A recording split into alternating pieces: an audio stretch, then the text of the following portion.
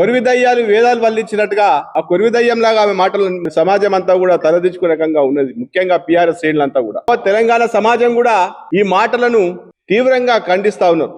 కవితమ్మ తిన్నింటి వాసాలు లెక్కబెట్టే విధంగా కన్న తల్లి లాంటి పార్టీని, పార్టీ అధినేత కన్న తండ్రి అటు కేసీఆర్ గారిని, అటు కేటీఆర్ గారిని, హరీష్ రావు గారిని విమర్శిస్తూ మాట్లాడడం అంటే నీతో ఎవరున్నారు, ఎవరు మాట్లాడిస్తున్నారో స్పష్టంగా అర్థమవుతా ఉన్నది.